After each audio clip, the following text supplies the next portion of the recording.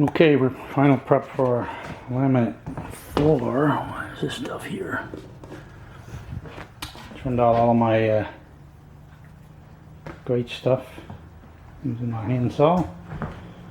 First thing you gotta do is determine your game plan in here, which direction you're gonna run. And it's pretty easy. I already had it planned out, and the easiest thing to do is run the long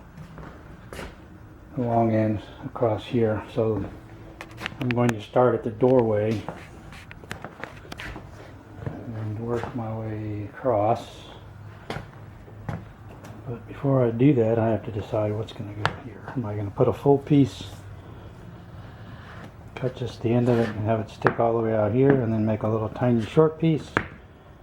I don't think so. I think I'm going to go the easy route and run the ones. I already have several that already cut on one side. They have no locking feature on one side of them, so that's what's going to go down this end to whatever point I can do it, and then I'll have to start with this one here, work my way across. So I'm going to go ahead and lay them out and see. Well, I'll measure them is what I'll do. See how far across here it is, and see which side, how much is going to end up on one side or the other. Since I already cut that one side, I won't be just losing any value. I can always cut those shorter, narrower, if I have to. Narrow this side so I don't have a teeny tiny little sliver on this side. You really see there's too much over here, but you might. It seems like I got a bit of a crust in here, but yeah, it's too late to worry about it now. First thing to do, vacuum up, blow it off so I don't have anything under there. The underlayment, which is the foam, is going to go on here first once I determine my plan of attack here. That'll be the next step once I figure out exactly how much I'm going to cut off, and it's just easier to work on here without the foam. And I'll put the foam down, at least to the part where I'm working on. I'm going to leave these stick out a little bit wherever they come out to, so I'm not sure what I'm going to do in here yet. I got a feeling I'm not going to have enough to do that, so they'll probably end up being cut right along there. And over here I do plan on going into the kitchen, so as I get up along here I'm going to just continue them that way. This will get a little tricky when we get up in here, because depends on how good a transition I want. Ideally you want a piece that's good on both sides going across here. We'll just have to see as we go how it ends up. This is the part that takes all the time when you figure out little areas like this. Since this is right in the front, right where you'll be seeing it. But yeah, considering I'm not going to be that long, we'll see. I may cut this, undercut this too. Since this one ended up being undercut already, shouldn't be much big deal to just cut that. This is just stuck on top here, so I'll probably do that, make it easier to go along this edge over here. Alright, let's pile that stuff in here, and then I want to sort it out as to which sides, which part have the ends cut off right, since they're all used. I need to sort them and see what I have to work with. Like the ones that come up over here, they don't need to have a locking portion on that side. But this may end up being the swan song for that stuff anyway, so if I have to cut them up and worst case glue them all together, no big deal. Alright, let's get to it. Alright, just a couple of words on laminate floor in general. Since these are used, it takes a little bit of preparation out. If you're using new ones, you want to take all the boxes you have and open them up and leave them in the room for, I don't know, what is it, 24, 48 hours, something like that. Let them acclimate to the, I guess, the humidity or whatever in the room that they're going into. Plus you want to alternate one from each box. so that any kind of color variations get spread around in a pattern, random pattern even, and you don't just have one section all one slightly different color or pattern or whatever. In this case I don't have to worry about it. This is all I got. I got my pile of intact pieces, my little cut up ones, because there's same as anything, you don't want the edges to line up together, so as you put them across, you want a whole one, a half one, a whole one, a half one kind of deal, but you're kind of limited on that because when you cut a half of one, you only get to use one end of it. So more planning, you have to plan, and I have those that are cut on one side already, so I'll be starting in this corner over here, I believe, and working this way with them like that. But no, I need to start in this corner. I'll have to figure it out as I go. Little give and take or whatever, so that the one can go out to here. But I believe I'm going to run it right to that edge there, and it's going to have a little short piece at the end, which will have one advantage. Now I'm going to put an end over the side of that. If it for some reason gets wet and screws up that one little edge piece, I can replace that edge piece and not have to do a whole plank.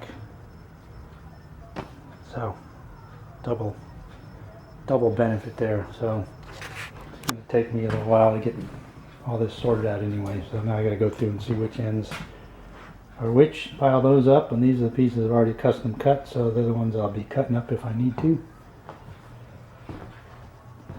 And alright, sun's going down, but I'm going to keep going here, at least get something sorted out this evening. Okay, in my beautiful handwriting, so this thing is 156 3/4 inches wide, but I'm going to have a 1/4 inch gap on either side because it's a floating floor, so that's 156 1/4. Each plank is 7.5 inches wide, so that comes out to, what did I say?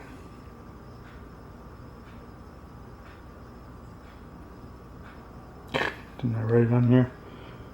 About 4 that way, about 21, so it's 20.8 something, so basically 21 planks across, so 187 inches wide, which my calculations are saying it's 4 planks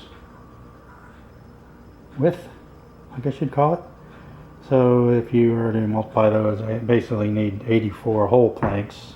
I have 91 whole planks, but I also have a bunch of ends which will take up the slack on something, and a few other ones, and then these over here. So I should have enough to at least the living room, but it's looking like that's primarily what it's going to be, is the living room, so that'll work anyway. So along the lines of measure twice, cut once, here's my confirmation. 4 across to that edge, if that's where I'm going to put that edge, which I believe I am. It's a good place. I have the subfloor right to that end, so I can put a transition in there of some sort. There's my 4 planks, and I want them to come over here at least to this edge right there. So there we have it. See, so it's looks like that's going to be my transition here. It's this way it's going to come out. Alright, so go play with that doorway. Okay, looks like I figured out I reached a natural stopping point. This is where it's going to end up. 33-inch piece goes in the middle. Determine that the wide edge is the side you want out, because the other ones dig in and flop down. So it's easier to put them in this way as we go back, so that one will get cut. Put in there. I want a full one across the door. So we got 1, 2, 3 full ones, and then this one's just a 6 inches short.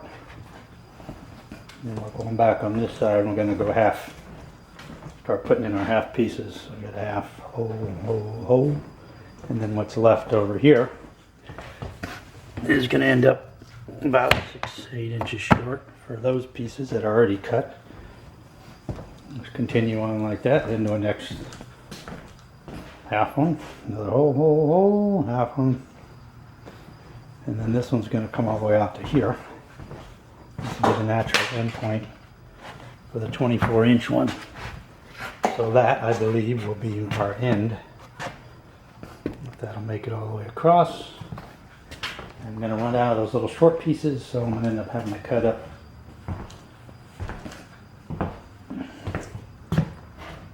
some more, which is kind of a pain because every one of those I cut to go here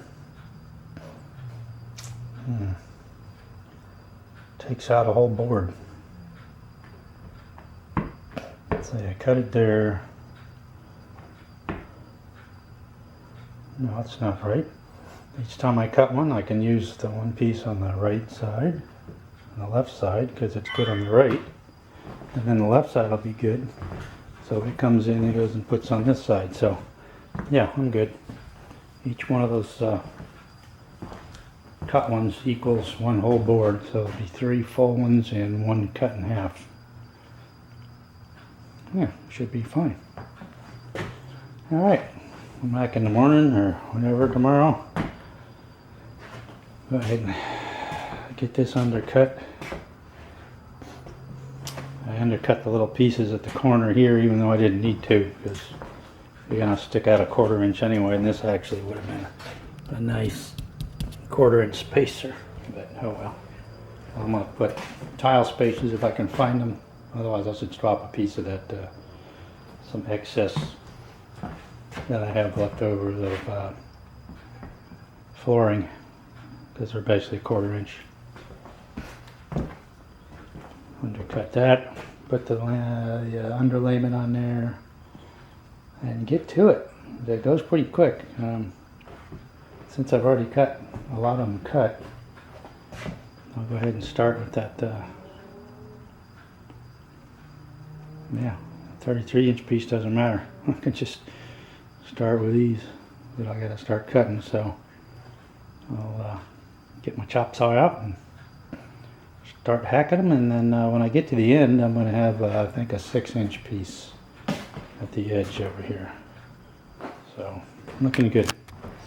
Okay, onward and upward. So each time I do this undercutting thing, I keep thinking, man, I gotta get one of those little vibro tool things. It's a little blade in the end that just goes back and forth. There's a bunch of things you can use those for. I think I may just have to break down one of these days, but since I don't have one today, maybe I could get one tomorrow. My Christmas present. This is what I do. I just stick a piece of that up there and take a nice sharp handsaw and cut away at it like that, because it needs both hands to. But that one's, I just got to undercut a bit. That one I have to go all the way with, and this one I'm probably not going to do. I'll just notch that one out. I'll look into seeing how much those things are before I do this. So much easier with those little tools.